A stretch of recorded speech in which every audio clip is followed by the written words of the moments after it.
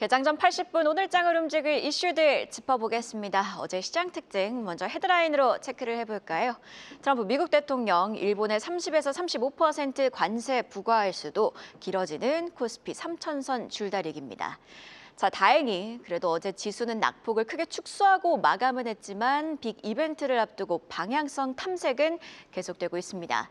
특히 부담이 되고 있는 건 무역 불확실성인데 트럼프의 관세 협상 압박 발언은 어제도 계속됐습니다. 트럼프 미국 대통령 어제도 상호 관세 유예 연장은 생각하고 있지 않다고 강조를 했고요. 일본을 콕 집어서 겨냥을 합니다. 일본은 참의원 선거를 앞두고 있어서 과도하게 양보하는 모습을 보이지 않으려 하고 있죠. 특히 자동차 관세를 포기하고 있지 않습니다. 이에 트럼프, 일본이 강경하고 버릇이 나쁘다고 했고요. 30에서 35%의 관세를 부과할 수도 있다고 전했습니다. 자, 앞서서 발표한 대일 관세율이 24%인데 이보다 더 올릴 수도 있다는 거죠. 트럼프의 이런 발언을 두고 외신들은 다른 주요국들에게 본보기로 삼으려는 일종의 전략일 수도 있다고 분석. 미일 협상은 결국 외환 시장에도 영향을 주는 재료에 우리 입장에선 혹여 불똥이 뜰까 우려도 되는 상황입니다. 자, 이에 시장은 하방 압력을 받았던 건데요. 큰 이벤트를 앞두고 관망세는 부각, 이럴수록 증권가에선 주식 투자의 기본 실적을 이야기하고 있습니다. 관세 노이즈가 거치면 더욱 부각이 될 2분기 실적 미리 준비한다는 차원에서 눈에 띄었던 리포트 NH투자증권의 분석도 함께 체크를 해보겠습니다. 자, 초기의 실적을 발표하는 기업들 삼성전자, LG전자, LG에너지솔루션은 실적이 저조할 가능성을 봤습니다. 자, 그런 가운데 2분기 영업이익이 상향되고 있는 업종으로는 SK하이닉스 중심의 반도체주, 은행, 기계, 그리고 조선을 언급했고요. 특히 실적이 기대되는 업종은 증권주, 최근 증시 상승, 거래량 증가 등으로 실적 개선이 기대된다고도 언급을 했습니다. 그리고요, 2분기 실적이 상회인지 하회인지와는 별개로 화장품, 미디어, 엔터, 여행, 레저의 중국 소비재, 그리고 유통, 필수 소비재 등 내수주 같은 경우에는 내수 진작, 중국인 관광객 입국 증가로 하반기 실적이 기대된다고 강조를 하기도 했습니다. 자, 실적 시즌을 앞두고 호실적 업종들 기억할 필요가 있어 보입니다. 자, 이어서 간밤 나온 오늘장 무버들도 짚어봐야겠죠. 일단 미국이 베트남과 무역 협정을 체결했습니다. 아시아 국가 중 최초이고요. 내용을 보면 일단 베트남이 미국에 매기는 대미 관세율은 0%, 즉 완전 시장 개방을 허용했고요. 미국이 베트남에 매기는 관세율은 먼저 베트남 수입품에는 20%의 관세가 적용이 됩니다. 지난 4월 트럼프 미국 대통령이 발표한 46%에서 현저히 낮아진 수준인데요.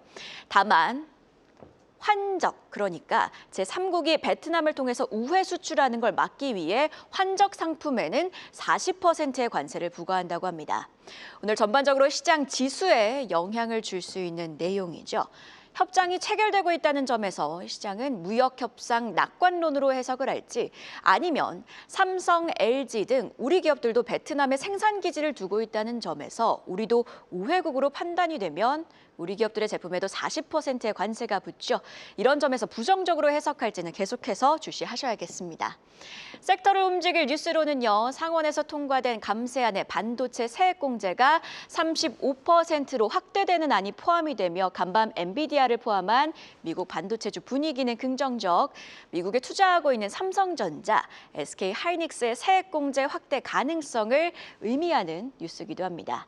여기에 정부가 중국인 단체 관광객 무비자와 관련해 올해 말까지 한시 적용 예정 조치를 무기한 연장 검토하고 있다는 그런 추측이 나왔습니다. 화장품, 여행 등 중국 소비주 영향 주시해보고요. 방산과 관련해서도 의미 있는 뉴스가 있었습니다. 폴란드 K2 전차 2차 계약이 확정됐는데요.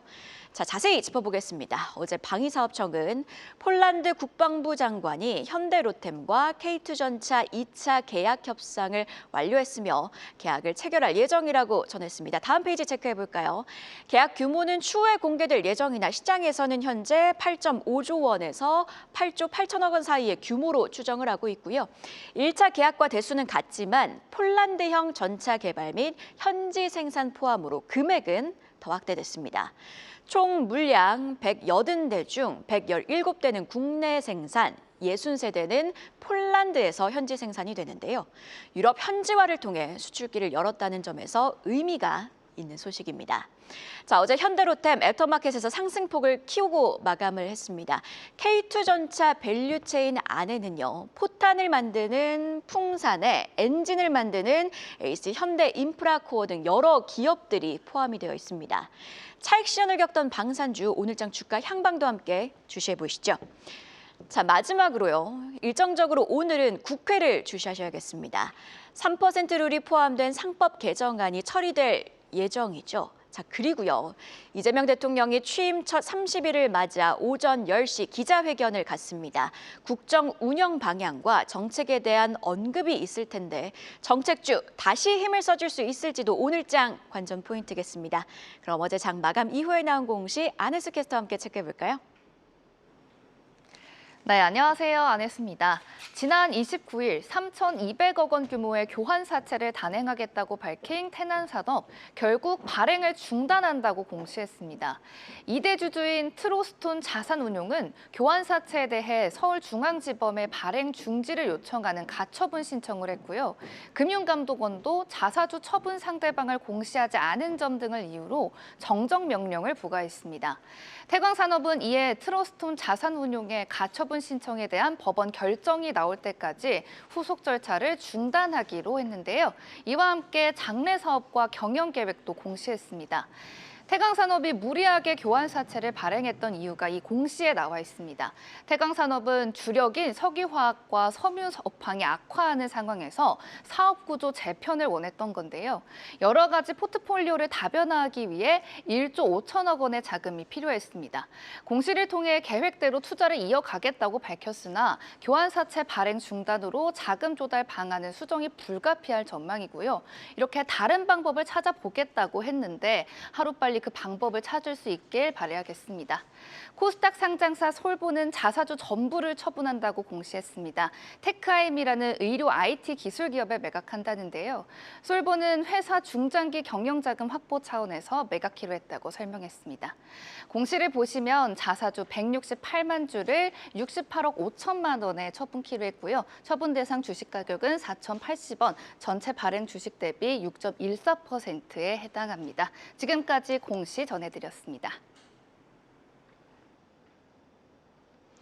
네, 어제 장 마감 이후에 나온 공시 두 가지 안혜수 캐스터와 함께 체크해봤는데요. 계속해서 증시모닝 브리핑, 오늘은 주식부자연구소 곽영훈 대표와 이야기 이어가도록 하겠습니다. 자, 대표님 첫 번째 공시부터 확인을 해봐야겠죠. 태광산업이 3,200억 원 규모의 교환사채 발행을 일시 중단하기로 결정을 했습니다. 워낙 시장에서 좀 비판이 있었던 결정이다 보니 이에 한 발 물러선 것으로 보이는데 태광 같은 경우에는 애경산업 인수전에도 뛰어든 상황, 인수전에는 어떤 영향이 있을지까지도 궁금해지네요. 전체적으로 그런 부분도 영향이 있을 것 같고요.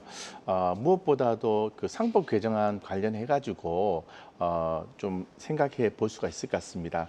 이 관련 내용은 태광산업이 3,200억 원 규모의 교환사채 발행 중단이거든요. 근데 이 문제는 이번 그 사채 발행이 사실상 제3자 배정 유상증자와 유사하다는 점인데요. 이 주주권의 어떤 침해 논란과 함께 자사주 소각 의무화, 상법상 개정과 관련된 내용이죠. 이런 부분들을 포함한 상법 개정을 피하려는 꼼수라는 비판까지 받으면서 제기되면서 법적, 정치적 리스크가 복합적으로 얽혀 있다라고 볼 수 있을 것 같습니다. 이 투자 측면에서 좀 바라다 보면요, 회사가 강조한 그 대규모 투자 계획 이행과 신사업 진출 명분도 무시할 수 없는 수준이다라고 볼 수 있는데요. 다만 이 투명한 절차와 소통 부족은 분명히 주주 신뢰를 훼손할 수 있는 부분이기 때문에 따라서 향후에 이제 법원 판결이라든가 자사주 활용 방식 등 여러 가지 불확실성 해소가 되기 전까지는 이 동사에 대한 경계 심리를 유지할 필요가 있다고 볼 수 있을 것 같습니다. 그래서 조금 더 투자 전략 측면에서 제언을 좀 해드리면은 기존 보유자라면은 중립적 보유 전략이 유효하다라고 말씀드리겠습니다. 현재 주가는 자사주 관련 기대감과 투자 계획 모멘텀으로 지지력을 확보한 상태이지만 법적 리스크 해소 여부를 지켜보는 것이 매우 중요하다고 볼 수 있을 것 같고요. 신규 진입자는 관망입니다. 그래서 뭐 중장기적으로는 그 실제 투자 성과와 함께 이 자사주 소각 ROE를 높이는 그런 내용이라고 볼 수 있겠죠. 그 다음에 ESG의 어떤 강화 등 주주 환원 정책이 병행될 경우에는 기업 가치의 릴레이팅이 나올 가능성도 존재하기 때문에 관심권에 넣되 지금 신규로 접근하시는 것은 좀 뒤로 좀 미루시는 게 좋겠다 이렇게 말씀드리겠습니다. 법적 리스크 해소 전까지는 관망세를 유지하는 것이 좋을 것 같다 이런 의견 들어봤고요. 자, 이번에는요 특징주 하나 짚어보도록 하겠습니다. 특징주로 리가켄 바이오를 가지고 오셨는데 어제 수급 같은 경우에는 바이오주로 쏠린 모습이었습니다. 리가켄 바이오 애프터마켓에서도 상승폭을 확대했네요. 네, 그렇습니다. 어제 리가켄 바이오는 사실 뭐 어제뿐만 아니라 기존부터 계속 주목받고 있는 바이오 섹터의 종목이라고 볼 수 있을 것 같습니다. 항암 관련된 종목이죠. 리가켄 바이오가 항체 약물 접합제 이른바 ADC 분야에서 공격적인 성장 계획을 발표를 하면서 시장의 그 주목을 좀 많이 받았는데요. R&D 데이 행사에서 이 내용을 발표하면서 2027년도까지 총 20개의 ADC 그 파이프라인을 확보하겠다는 발표가 주목을 많이 좀 받았습니다. 이 내용들을 좀 살펴보았을 때 아무래도 뭐 단일 클론 항체 기반뿐만 아니라 이중 항체 그리고 듀얼 페이로드 ADC 기술 플랫폼을 다양화하겠다는 계획도 함께 내놓았습니다. 이는 이제 단순한 후보 물질을 늘리겠다는 게 아니라 기술 고도화와 차별화된 경쟁력 확보를 병행한다는 의미이기 때문에 동사의 성장성에 상당히 주목이 될 수 있는 내용이라 볼 수 있을 것 같습니다. 투자 전략적인 측면에서 우리가 좀 살펴보면은 중기적 관점에서는 분할 매수 관점이 유효하다 이렇게 말씀드리겠습니다. 이 단기적으로는 이제 기술 이전 뉴스 임상 진입 발표에 따라서 주가의 변동성이 커질 수 있는 국면입니다. 따라서 급등 시에는 일부 차익 실현 전략도 병행할 수 있다라고 말씀드리고 뭐 말씀드린 것처럼 중장기 관점에서는 분할 매수 유효하고요. 특히 이제 바이오 특성상 실패 리스크에 말하든가 계약 불발 가능성도 상존하고 있는 만큼 적절한 비중 조절을 통해서 꾸준한 투자를 하셨으면 좋겠다 이렇게 말씀드리겠습니다. 네, 적절한 비중 분배 여기에 향후 나올 성과까지도 함께 주시해볼 필요가 있어 보입니다. 자, 이번에는요 전일장 가장 핫했던 섹터에서 이슈 찾아보는 시간이죠. 이슈픽 심수영 캐스터가 준비했습니다. 이슈픽 오늘은 날씨 관련 소식으로 시작합니다. 전국 대부분 지역에 폭염특보가 발효되며 전일장 계절 가전기업들의 수혜 기대감이 쏠렸습니다. 섹터 내에서 파세코가 21%, 오텍 24%, 위닉스가 10%대 강세 보였는데요. 이렇게 찜통 더위가 계속되는 건 지구온난화로 인한 기후 변화의 영향 때문입니다. 다른 나라도 예외는 아닌데요.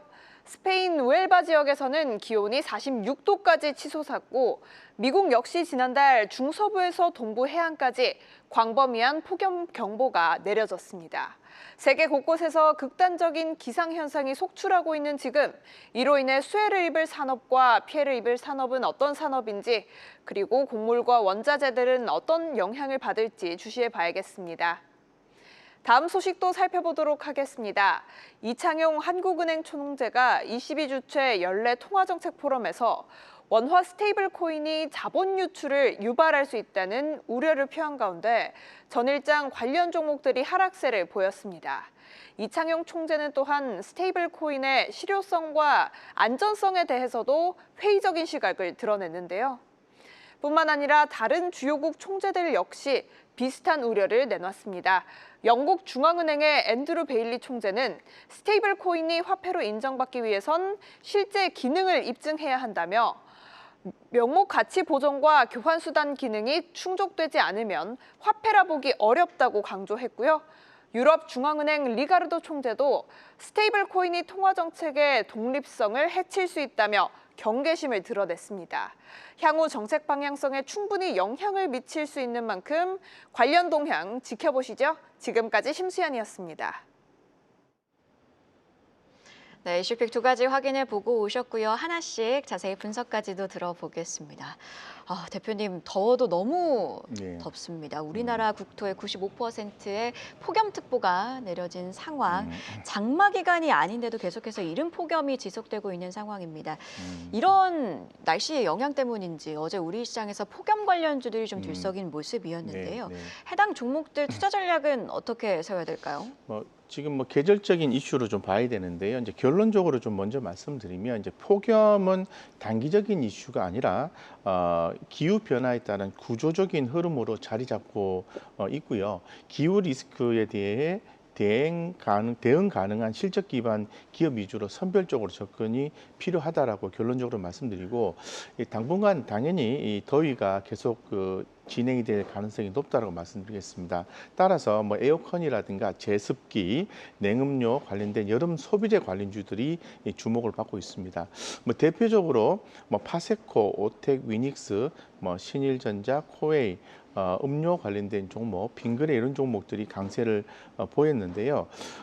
이제 글로벌 기후 흐름도 사실상 심상치가 않죠. 스페인 같은 경우에는 46도에 달하는 고온 현상이 나타났다, 이렇게 얘기를 하고 있고, 미국 중서부에서 동부까지도 폭염 경보가 나왔다라는 내용들이 나와 있는데요.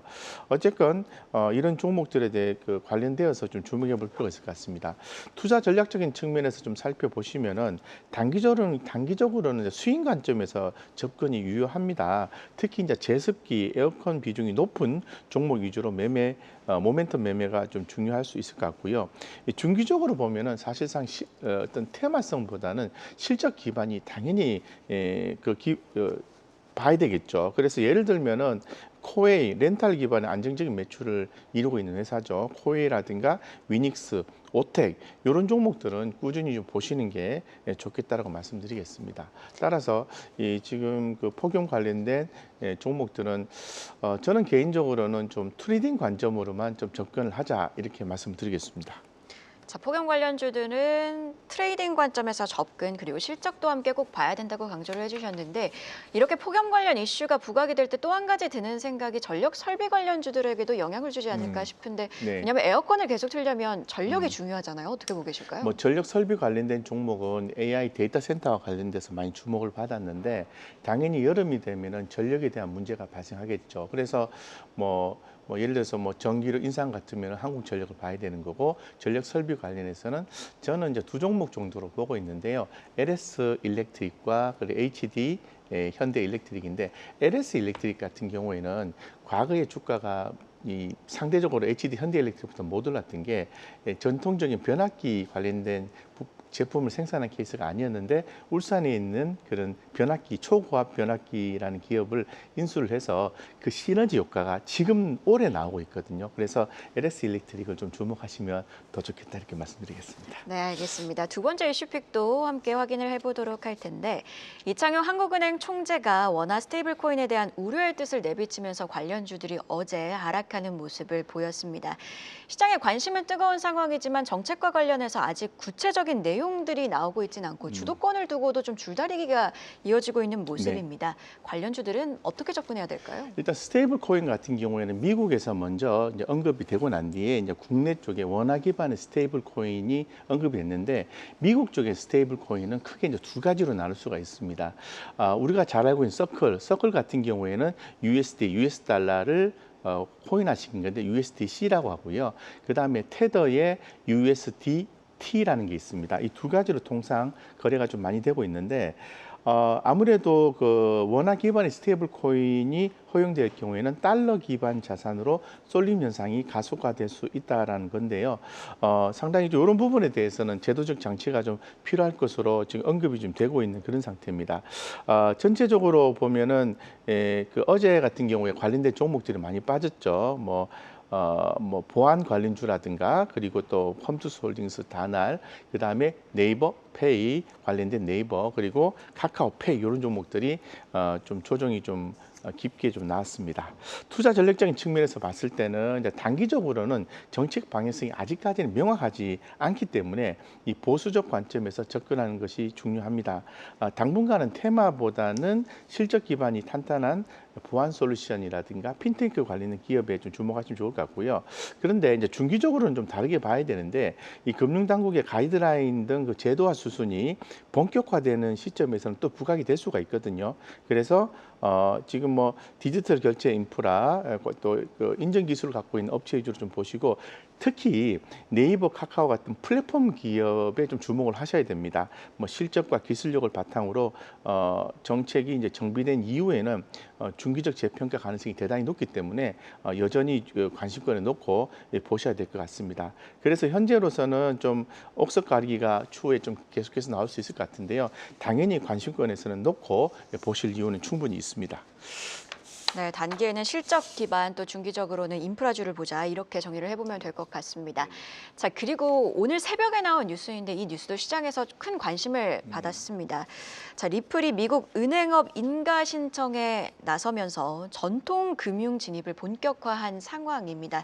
이건 어떻게 해석해야 할지가 너무 궁금한데 어떻게 보면 스테이블 코인 움직임은 좀 막을 수 없다 이렇게 해석을 하는 경향도 있는 것 같습니다. 어떻게 보고 계실까요? 상당히 중요한 내용이고요. 리플렉스의 은행업 인가 신청은 상당히 주목되는 내용이라고 볼 수 있을 것 같습니다.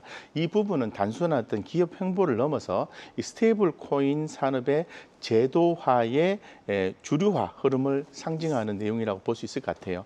그래서 그동안의 어떤 그 뭐 수면 아래에 있었죠. 그림자 금융이나 뭐 변두리 프로젝트 등으로 이제 분리됐던 스테이블 코인이 이제는 이제 정식 금융기관의 틀 안에서 운영되는 자산으로 자리 잡을 수 있는 전환점이 되게 되는 거죠. 특히 이제 미국 의회를 통과할 것으로 보이는 지니어스법 이 부분이 스테이블 코인 발행사를 은행으로 등록하도록 규정한 만큼 리플의 선제적 움직임은 어떤 시장 내에서 합법적인 발행 자격을 확보한 소수 기업으로 도약할 수 있는 기회를 의미하는 겁니다. 뿐만 아니라 은행 인가를 받게 되면은 디지털 자산이죠. CBDC 연동이라든가 글로벌 송금, 법정 통화 예치 등 기존 금융 인프라와 통합이 가속화되고요. 이 스테이블 코인이 단순한 디지털 달러가 아닌 글로벌 결제와 자산 이체 핵심 수단으로 성장할 수 있는 기반이 마련되는 거죠. 무엇보다 중요한 것은 은행 인가가 시장 진입의 필수 요건으로 자리 잡았을 경우에는 영세 발행사는 퇴출 그리고 대형 발행사 중심의 재편이 가속화된다는 점은 대단히 중요한 의미를 띌 수 있다고 보겠습니다. 따라서 스테이블 코인의 성장성은 제도적으로 좀 마련될 가능성이 그런 부분에 대해서 주목하시면서 관련 종목을 좀 보시는 게 좋겠습니다. 네, 관련해서 국내에서도 제도와 관련 소식들이 나오는지 계속해서 추가적으로 함께 지켜보시죠. 이렇게 증시 모닝 브리핑 오늘은 주식부자연구소 곽영훈 대표와 함께했습니다. 고맙습니다. 계속해서 다양한 경제 이슈를 알고 싶다면 구독과 좋아요, 알림 설정 부탁드립니다. AI 캐스터 권미정이었습니다.